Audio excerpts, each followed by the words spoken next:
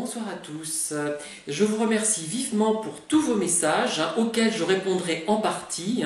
C'est très gentil, tous sont constructifs, c'est formidable et je vous remercie encore 1000 fois pour toutes ces interventions.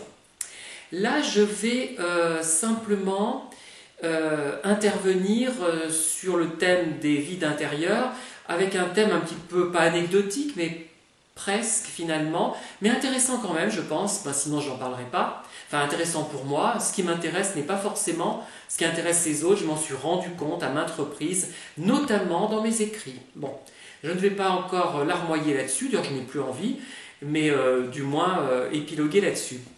Alors, ce qui est frappant, je sais pas, vous devez avoir regardé des thrillers ou en avoir lu dans votre vie certainement.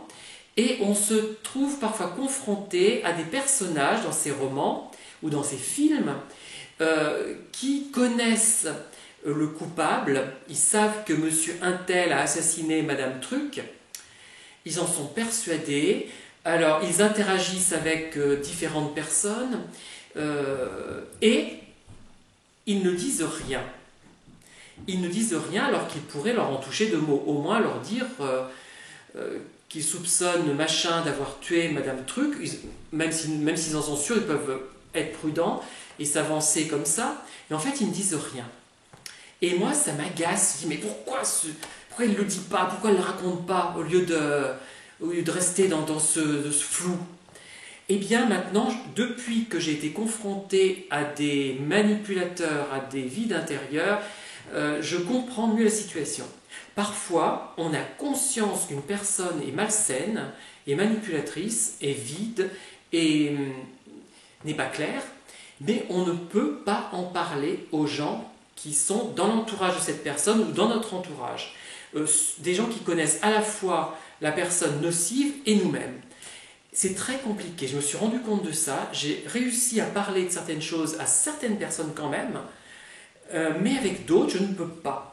Pourquoi? Parce que on tâte le terrain quand même, parfois. On essaie de tâter le terrain pour voir si cette personne a été perçue comme telle par les gens qu'on connaît, par son entourage commun à nous et à elle, cette personne. Il y a des personnes en commun, mais on n'y arrive pas. On n'y arrive pas toujours.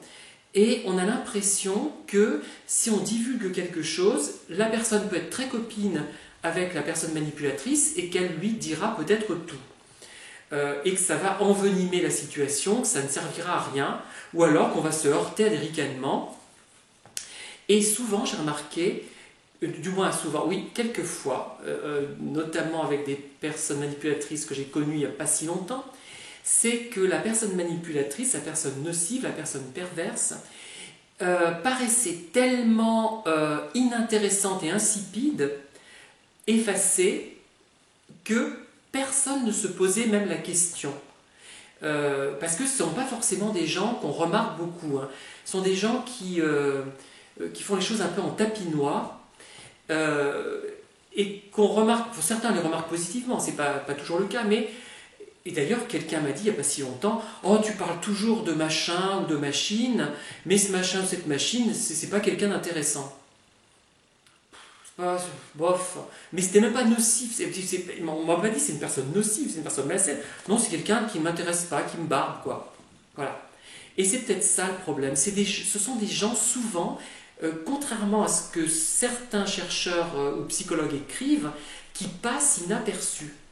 Enfin inaperçus, comment dire, qui ne sont pas, si, on la trouve un peu bizarre généralement, plutôt sympa, un peu dérangeant, mais globalement ce ne sont pas des gens forcément que l'on trouve formidables, du moins pas nécessairement, et qui attirent l'attention de beaucoup. Ce qui fait que c'est une sorte de caméléon qui se fond dans le paysage en quelque sorte, et qui pour nous par contre nous semble marquant parce que nous on a compris ce qu'il y avait derrière tout ça. Et on est les seuls, et ça, je reviens toujours là-dessus, c'est le plus difficile. Une fois qu'on se rend compte que d'autres ont compris, je crois que la situation s'améliore forcément. Ça ne peut pas, c'est ça le problème, un des problèmes majeurs aussi. Voilà. Voilà, donc je ne sais pas ce que vous pourrez faire de ces informations. Elles ne répondent pas à des questions cruciales que beaucoup se posent, donc voilà. Mais ce sont des thèmes de réflexion que quand même j'avais envie d'aborder. Je vous remercie et je vous souhaite une bonne soirée et une bonne nuit.